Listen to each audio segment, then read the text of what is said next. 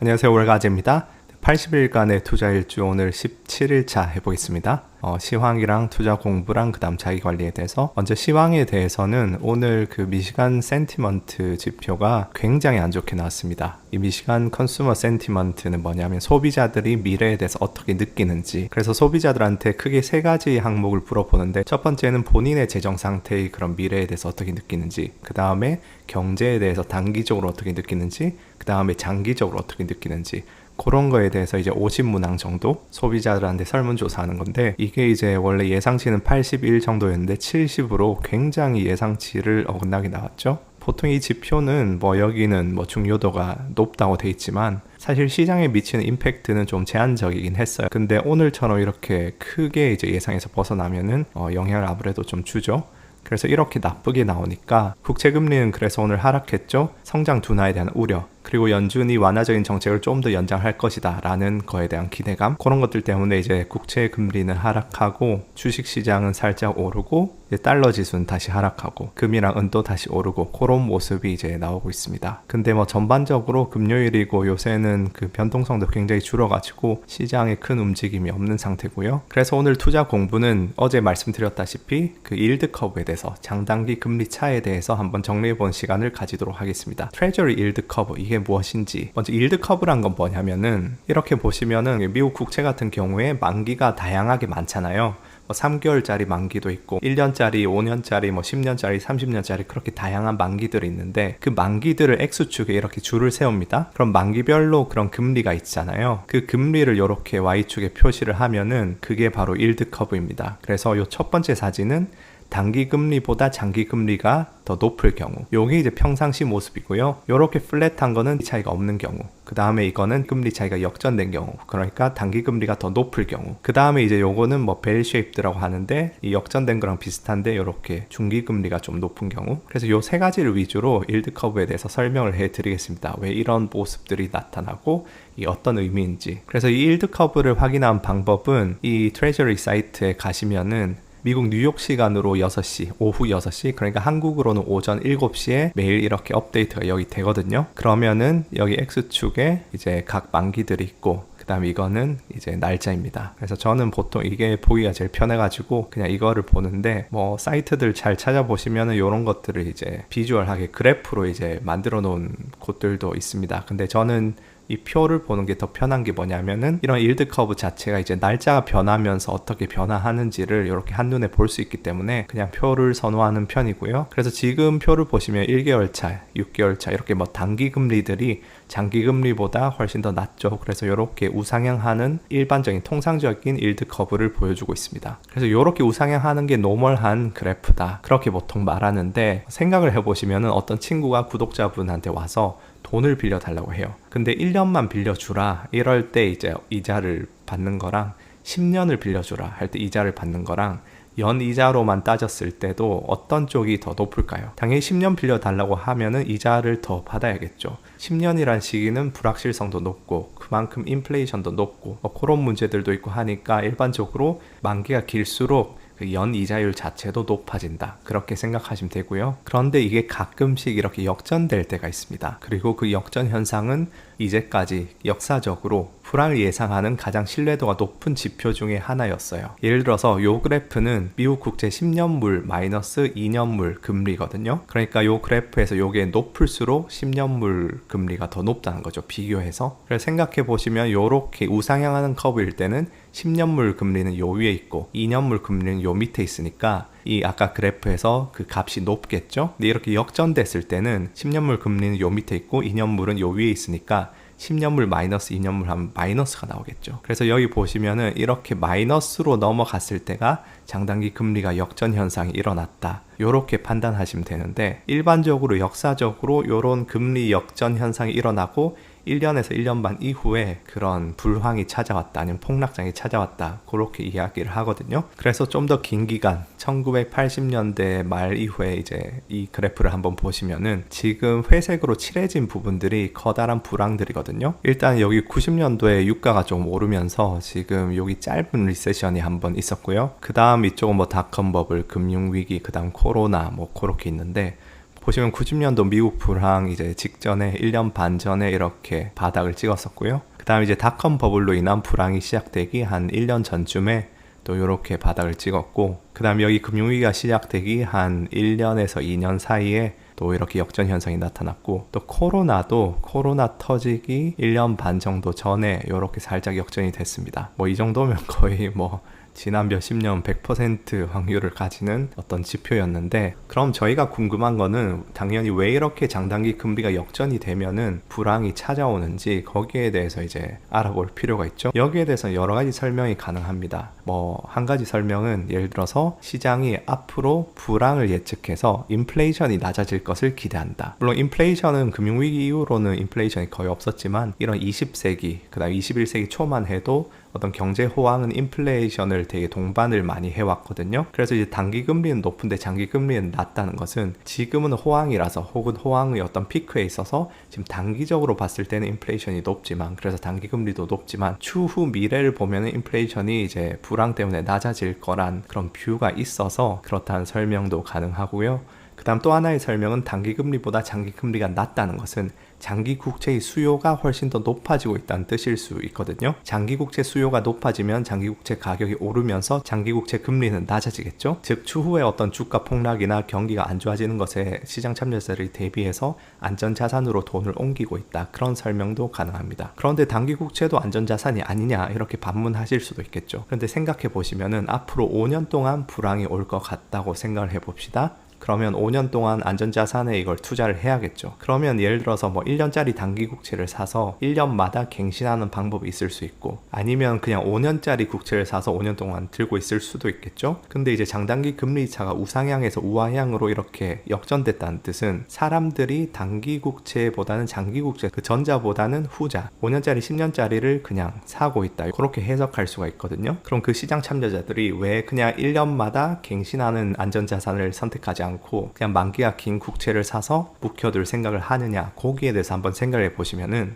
지금은 역전되어서 1년짜리를 사는 게 이득일 수가 있겠죠. 근데 추후에 불황이 오면은 연준이 이제 조정하는 금리는 단기 금리니까 단기 금리가 추후에 인하될 거잖아요. 그러면 지금 당장 역전돼 있어서 이제 1년채를 사는 게 이득일 수 있지만 1년차를 사면 만기가 되면 또다시 1년차를 사야 되잖아요. 그 2년차, 3년차, 4년차 때 내가 얻을 금리들이 굉장히 낮을 거다, 이렇게 예상을 하고 있다는 뜻이 될 수도 있겠죠. 그럼 지금 당장은 뭐 플랫하거나 역전돼 가지고 장기 금리가 단기 금리보다 낮을 수 있어도 5년을 놓고 봤을 때 단기 금리의 어떤 향후의 하락이 예상되면은 그렇게 장기 국채 수요가 느는 게 말이 되겠죠. 그래서 일반적으로 어떤 단기 금리와 장기 금리가 있으면은 단기 금리는 연준에 의해서 좀 좌지우지 되는 것들이 많고, 장기 금리는 어떤 안전 자산 및 경기에 대한 수급으로 결정나는 부분들이 있습니다. 즉 장단기 금리 현상은 추후에 단기 금리가 내려올 것을 예상하고 장기 금리가 미리 수급상 내려와 있는 것이라 해석할 수도 있습니다. 이걸 다른 시각에서 해석하면은 연준이 지금 단기 금리를 너무 많이 올렸다, 그런 의미가 될 수도 있고요. 이런 것들이 이제 장단기 금리 차, 그런 거에 대한 전통적인 설명들이었습니다. 그런데 21세기 들어서 특히 금융위기 이후로는 한 4가지 변화가 생기게 되었습니다. 그래서 전통적인 설명이 부합하지 않는 부분들도 있다.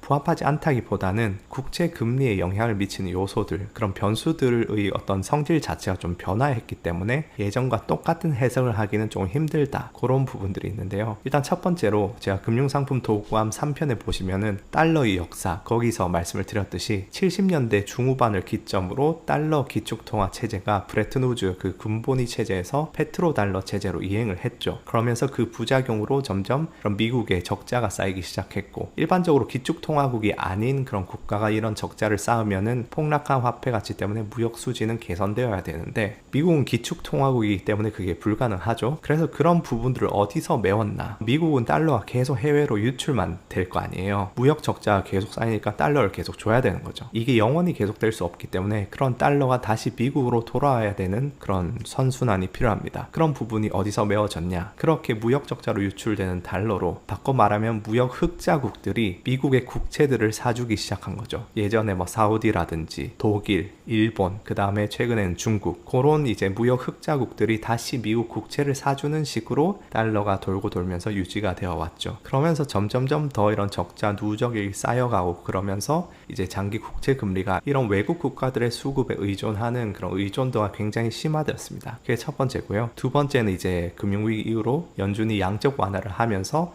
연준이 인위적으로 국채 금리를 조절하기 시작했죠. 국채를 매수하고 또 테이퍼링을 통해서 국채를 팔면서 세 번째 요인은 국가별로 전 세계적으로 부채 비율이 급증하면서 금리가 높아지는 것을 글로벌 경제가 이제 지탱을 할 수가 없습니다. 그래서 점점 더 저금리, 지금은 아예 제로금리 시기까지 왔죠. 그러면서 단기금리는 거의 제로에 고정이 되어 버리니까 예전처럼 어떤 그런 역전 현상이 일어나기가 조금 더 힘들겠죠. 그 다음 네 번째는 이제 인플레이션. 예전에는 경기 호황이 오면은 인플레이션이 오고 조금 이제 불황이 돼서 이제 경기가 과열이 좀 멈추고 하면은 인플레이션이 낮아지는 그런 현상들이 전통적으로 있어 왔는데 이제 지난 10년, 20년간은 굉장히 인플레이션이 낮은 시기가 계속되고 있죠.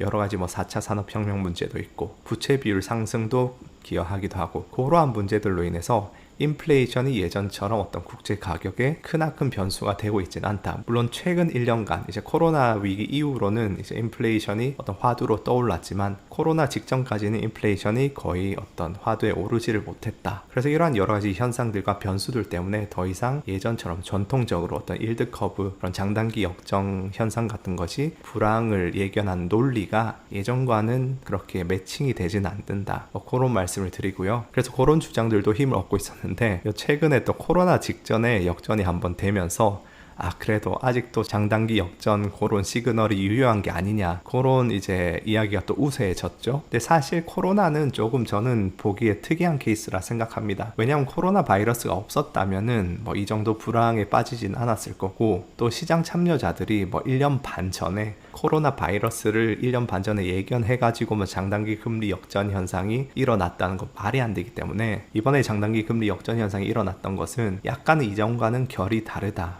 그런 말씀을 드리고요. 근데 또 모르죠. 뭐 2019년 그때 이미 그런 여러 가지 경제 상황이 임계치에 이미 달해 있었고 어떤 코로나가 트리거 역할을 했을 수도 있고 근데 뭐 어쨌든 오늘 말씀드린 그런 요인들이 예전과는 좀 어쨌든 다른 시각에서 조심해서 해석할 필요는 있다. 그 정도로 말씀을 드리고요. 그래서 오늘 장단기 금리 차에 대해서 어떤 정리를 좀 해봤습니다. 금리 종류에 대해서 이것도 나중에 영상으로 한번 만들어 보겠습니다. 그리고 이제 일드 커브의 모양이 달라지는 부분도 있지만 전체적인 금리들이 위아래로 다 같이 움직이는 현상들도 일어나죠. 그거는 그냥 전반적인 금리가 올라간다, 전반적인 금리가 내려간다 그렇게 생각하시면 되겠고요. 그래서 장단기 금리차 물어보신 분들이 되게 많으셨는데 오늘 한번 정리를 해봤습니다. 거시경제, 미시경제. 거시경제는 뭐 일반적으로 GDP나 뭐 실업률이나 그런 경제 전반적으로 큰 그림에서 어떤 국가를 분석한다고 생각하시면 되고 미시경제는 개별적인 주체들, 소비자나 기업의 입장에서 그런 선택 문제 그런 것들을 다루는 경제학이라고 생각하시면 되겠습니다. 옵션 선물에 관해서는 이제 금융상품 시리즈 1, 2편에 제가 설명을 해뒀습니다. 그 설명들은 최대한 쉽게 어쨌든 기본 편이니까 좀 쉬운 방식으로 제가 설명을 해뒀으니까 참고를 해주시기 바라겠고 옵션도 마찬가지고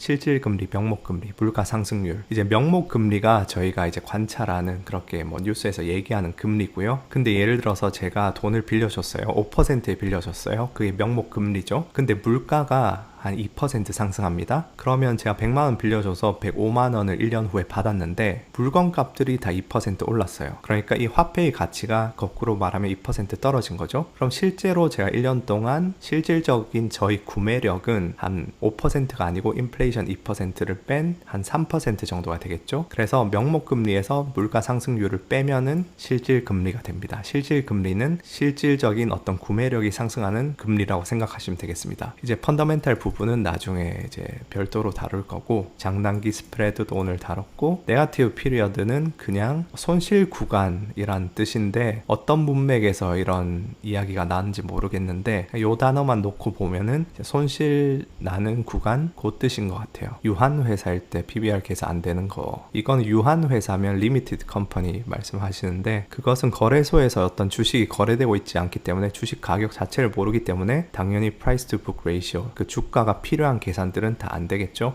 그래서 일반적으로 이제 프라이빗 컴퍼니 그러니까 퍼블릭 컴퍼니는 거래소에서 거래되고 있는 그런 주식들이고 프라이빗 컴퍼니는 어떤 주식이 거래되고 있지 않은 그런 주식들 근데 내가 어떤 유한 회사의 어떤 파트너라서 나한테 그 지분이 있다. 근데 이걸 밸류에이션을 어떻게 하느냐, 가치 평가를 어떻게 하느냐. 일반적으로 뭐 가장 흔한 것은 CCA라고 어떤 비슷한 회사를 찾아요. 주가가 거래되고 있는 그런 비슷한 퍼블릭 컴퍼니를 찾아가지고 뭐 동종업계의 경쟁자, 비슷한 사이즈랑 연식, 그 다음 성장률, 그런 비슷한 회사를 찾아가지고 그 회사의 여러 가지 밸류에이션들을 본 다음에 그거를 이제 그 회사 간의 차이로 보정시킨 다음에 밸류에이션을 구하는 거. 뭐 그런 식으로 상대적으로 구하기도 하고, 아니면 그 회사에 관련해서 뭐 DCF 뭐 그런 모델로 해도 되고 그런 건데, 뭐 그게 질문이 맞는지 모르겠어요. 그냥 어떤 류라고 말씀하시는 것보다 좀 구체적으로 질문을 해주시면은 제가 좀 더 구체적인 답변이 가능합니다. 선물 거래, 그 다음 옵션, 둘 다 이제 기본편 금융상품 시리즈에서 1, 2편 참조하시고요. 주식이란 무엇인가요? 주식은 회사의 지분을 이야기합니다. 회사가 주식을 10,000주 발행했는데 내가 100주를 가지고 있으면은 그 회사의 1%를 소유하고 있는 거죠. 운전 자본, 이런 펀더멘탈 지표에 대해서도 추후에 그런 것들 다룰 때 일괄적으로 이제 다루겠습니다. 그래서 어쨌든 투자 용어는 오늘부로 일단 마무리를 하겠습니다. 대충 한 100개 이상 질문해 주셨는데, 이런 좋은 질문해 주신 분들 다들 감사드리고, 이렇게 좋은 질문들 해 주셔서 이제 구독자분들이랑 같이 17일 동안 공부를 할 수 있었습니다. 그래서 오늘 이렇게 마무리 짓고 다음 주부터는 기본편의 금융상품 시리즈, 거기에서 이제 주식편을 해야 되는데 80일간의 투자 일주에서 이제 하루하루 주식 공부를 좀 체계적으로 커리큘럼 짜서 한번 해볼까, 그런 생각을 해보고 있습니다. 그래서 주말간에 조금 제가 정리를 하고 생각을 해가지고 다음 주에 말씀드리도록 하겠습니다. 그 세 번째 파트 자기관리 보고 드리자면은, 오늘은 좀 늦게 깼어요. 8시 좀 지나서 깼는데, 어제 이제 뭐 편집하고 컴퓨터를 너무 늦게까지 하다 보니까 잠이 안 와서 뒤척이다가 늦게 자는 바람에 8시에 깼는데, 내일부터 다시 한 6시 반으로 땡기려고 하고 있습니다. 그래서 뭐 요새 운동도 하고 있고 계속 그 케토 밀키트 먹고 있고, 생각보다 그 밀키트를 되게 배부르게 먹는 것 같은데, 짜잔, 체중이 지지선을 뚫고 드디어 68kg대로 내려갔습니다. 제가 군대 있을 때 65였는데 2009년도에 제대하고 나서 제가 69kg 밑으로 가본 적이 없거든요. 근데 거의 12년 만에 처음으로 68kg대를 목격하게 됐습니다. 그래서 어쨌든 열심히 자기 관리를 하고 있습니다. 그래서 오늘 시황이랑 이제 투자 공부는 이제 일드 커브에 대해서 자기 관리 보고 드리고 그렇게 해봤습니다. 그래서 여러분도 이제 오늘 하루 행복한 하루 되시고, 자기 관리나 명상이나 그런 것도 이제 하시면 좋으니까 같이 힘내서 이제 80일 중에 한 4분의 1을 거의 채워가는데, 나머지 60일도 함께 힘내서 가면 좋을 것 같습니다. 감사합니다.